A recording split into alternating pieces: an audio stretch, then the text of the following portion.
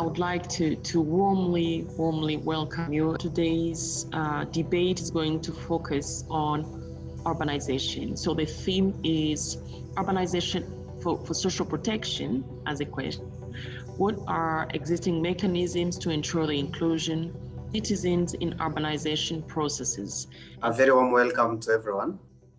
I particularly want to thank our speakers for the day, Madame Catherine Kalisa from the UN Habitat, the main presenter for the day, and Mr. Benoni Rukundo for honoring our invitation to discuss on the topic of urbanization for social protection.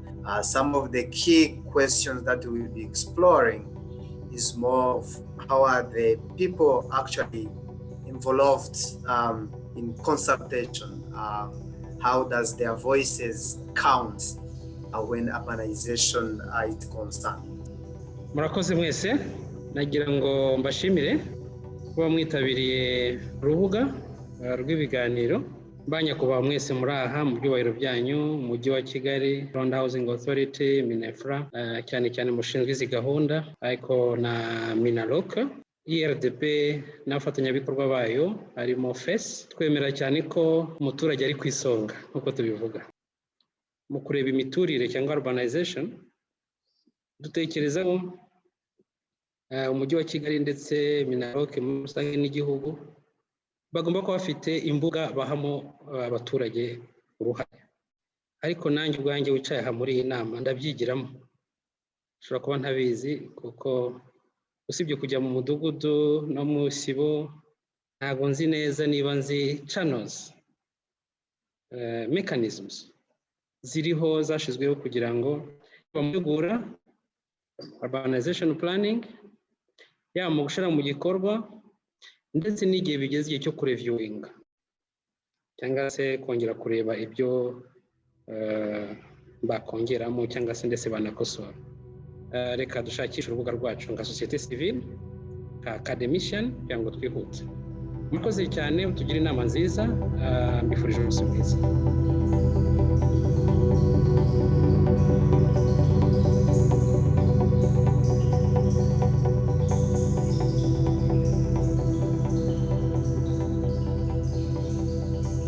As we are talking on urbanization, of course, we all know that urbanization is mainly the process of moving from rural areas, or the process of moving from rural concept to urban areas. Of course, with the concept of urban that mainly refer to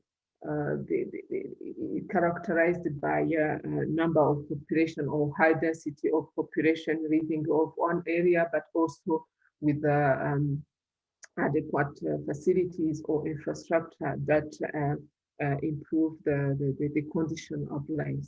So globally, we know that in 2017, people living in urban areas were counted around 50%, and it's projected to have 60% in 2030 and 66% in 2050, which gives us around 3 billion people, in addition to people living in cities today in 2050. This is a lot of people, and this is really reflect the rapid urbanization that cities are facing today, and this is also reflected in Africa.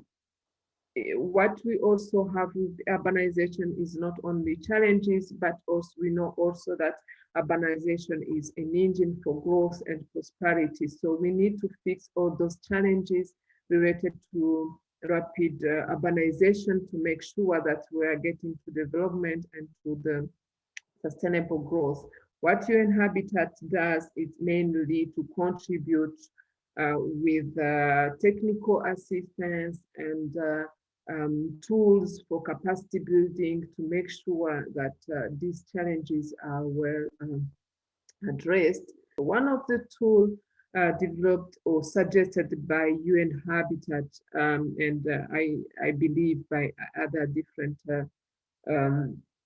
institutions and research is the participatory urban planning to make sure that in the whole process of urbanization, the issue of inclusion is well addressed, and the target of leaving no one behind and no place behind is well really considered. The main objective of the participatory planning is to make sure that the community is adhered the process and the project so that you will be able to prevent any conflict that may occur after. In few words, participatory approach is really is a tool. It's a reconciliation of government plan and community wishes. Yes, making sure that human right is well considered in the whole process, and that's how we will get to sustainable urban development. Urban planning participatory approach have some advantage and some disadvantage. Planning is a process, and being a process means that you do have enough time to involve and engage with different aspects, and yes, it's a platform to make sure that inclusion is well captured, and with the multidimensional vision of the context, and it's a platform also to engage or to encourage participation, whereby involved stakeholders, communities has a voice. They can really share their knowledge, their thoughts, their wishes. It's a space for dialogue. Some of the challenges, of course, how to identify the key stakeholders that will really be contributing to this participatory approach to the program, and how to involve them. Also, the other challenge is to make stakeholders communicate and share what they know. How can you encourage them to share? How can they be encouraged or pushed to share what they think? Of course, you need to listen to the stakeholders. You need to give them time to share what they think and what they wish, and also motivate the stakeholders. And I mean, for them to share what they wish, you need to make sure that they feel they are the actors of change, that they are contributing, that what they are suggesting is really well taken in consideration. And you need to be careful in how you are preparing the whole participatory strategy. So it needs to be well prepared. Also make sure that you are involving vulnerable groups, women, youth, and make sure that everyone is really involved, and they are considered in the whole process.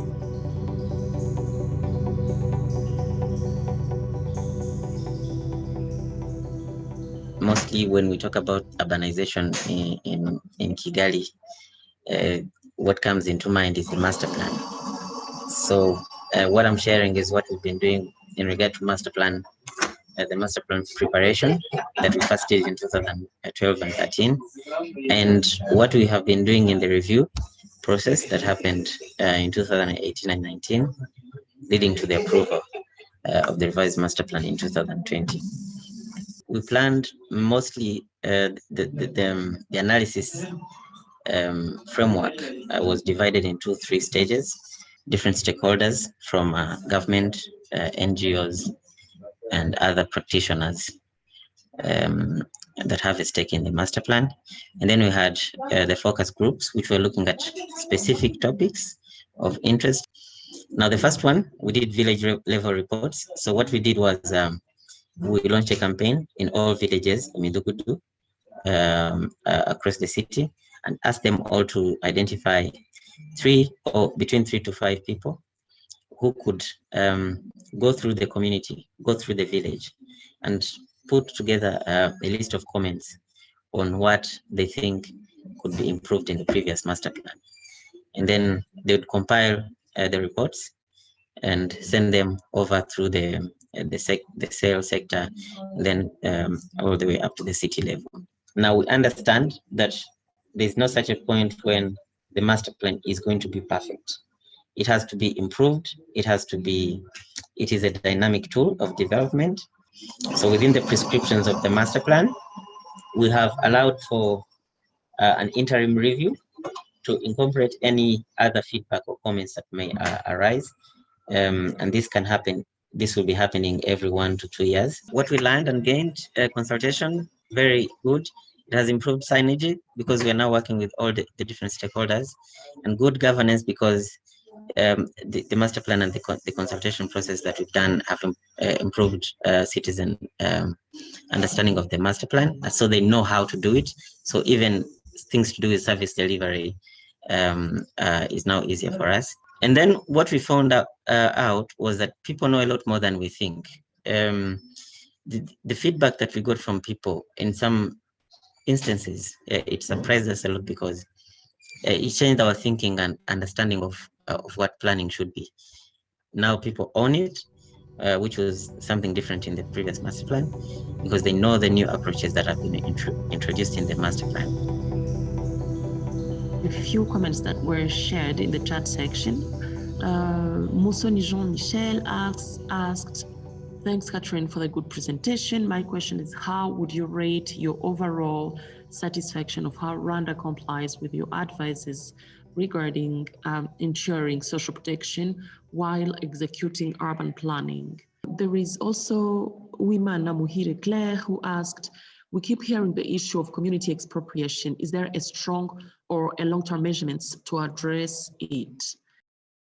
Personally, I'm happy with what the government of Rwanda and especially cities on how they are applying really participatory approach. They are doing good job, and compared to other countries, especially in Africa, where we are also working as UN Habitat, but still there is a need to improve, and there is still much to do to apply this participatory approach and making sure that inclusion is well captured in the whole planning processes. There is still a need to have it also applied in the management and monitoring processes, where the advice would be to keep awareness campaign even after the master plan or any urban planning product is approved. Expropriation happens mostly in public interest. There's no case where expropriation happens because someone wants it. And this is set in the law, and it must follow specific procedures.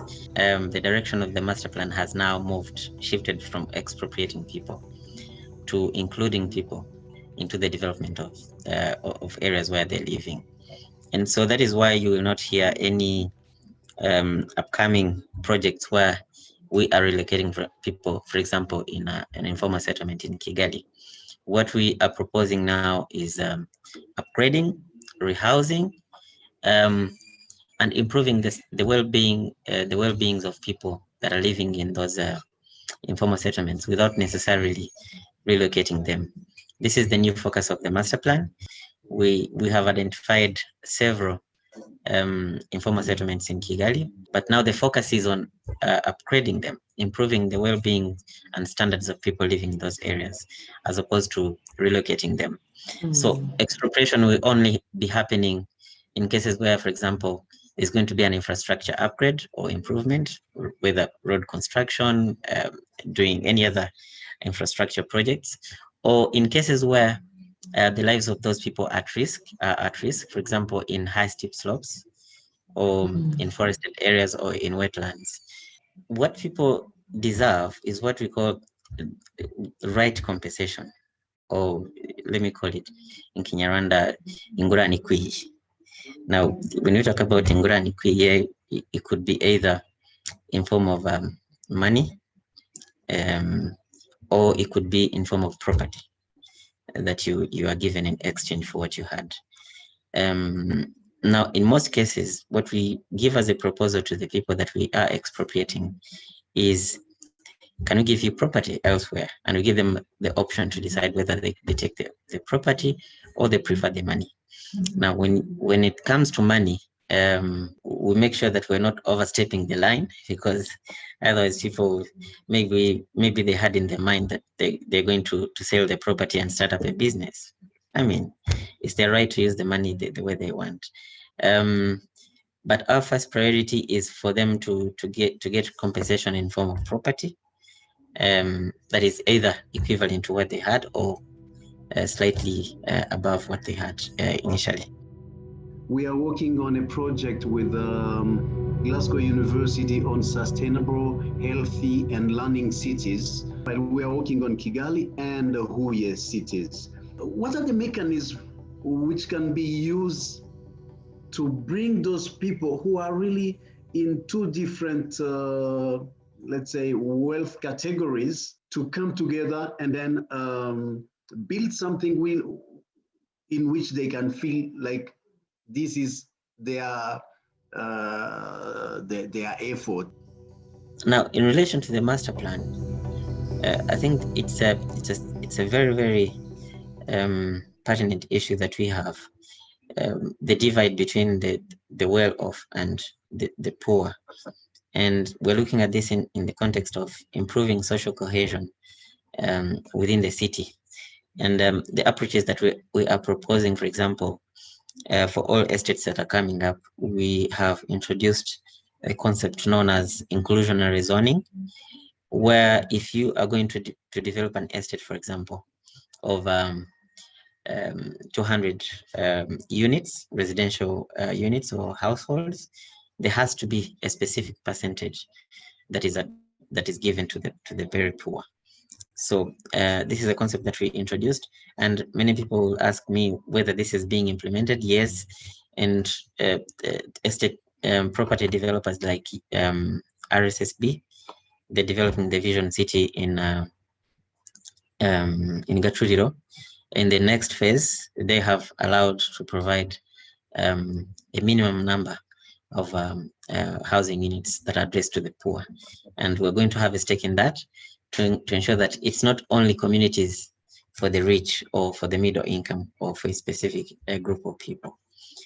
So we think that interventions like these, things that can help, things like also banning gated communities. Now the master plan bans gated communities, because if our target is to improve social cohesion, then we don't want to have communities within communities, or to have communities that feel like they're not part of the larger community. So doing away with gated communities, opening up communities, free access for all, is the only way that we think people can feel like they belong into the bigger community, other than belonging into a small neighborhood that is closed up with a big fence. There was another question that was asked regarding legal procedures for people to where to address their issues. I think this was asked by Alex. Now, what we are doing, again, we've been hindered by the situation that we have with COVID, but we are preparing a manual, a service delivery manual, that will be given to all villages, sales and sectors, and it's going to be detailing all the services, construction related or land or property related services that are provided, and where you can get those services from. So the usual procedures still prevail, but when we are able to distribute those forms, I think it's going to help a lot. Thank you so much. Thank you again, Catherine and Benon. Thank you again, everyone, for your participation. And I will now give the floor to Jean-Claude first, and then Dr. Eric will conclude our Kigali debate of today. So over to you, Jean-Claude. Fantastic. Thank you so much, Sandra, as always, for a wonderful moderation. A huge thank you to Benon and Kathy for such thoughtful presentations, and for educating all of us how, community participation is very important and key for urbanization. Urbanization is not about, simply increasing the number of urban residents or expanding the area of cities. More importantly, it's about a complete change from rural to urban style in terms of structures, infrastructures, the increase in employment, improving on living environment and social security. So I think it's a process, as Kathy was, repetitively saying. It's a concept that involves a lot. Participatory urban planning to ensure citizen buying, and at the end of the day, there is nothing without them. So that's the best way to sustain urbanization processes, to ensure that you are not actually creating the burden while building the good for the people. The engagement of consultation of civil society organization also merged in this conversation. The translation of the master plan in Kinyarwanda. Thank you so very much, Benon and the City of Kigali, for being part of this important conversation. Catherine and the UN Habitat, thank you so very much for being part of this. On behalf of FES, we thank you all very much for participating, for actively contributing to this conversation. Let me thank first of all our partnership with FES. It's been giving to us really a good opportunity to talk about very wide range of topics which are linked to the mission of IRDP, the sustainable peace and development. We noted that this topic is calling other many topics. Urbanization, it is not just infrastructures and changing things. It is not just a set of policies, but it's about sociology, it's about people, yeah? So it is very important, as it is affecting culture and traditions and living life of people. It has to be human-centered. As people are shifting in minds and culture, we call academics. I thank very much the team from University of Rwanda for being with us. So let's go for this direction, and we look forward to having you in the next debate, and hope, despite all these challenges, next topics or next seminars, we can have some face-to-face. So let's conclude by saying thank you very much. Keep openness, keep dialogue as a key and consensus, and keep citizen and human at the center of all we are doing. Thank you very much, and have a good day.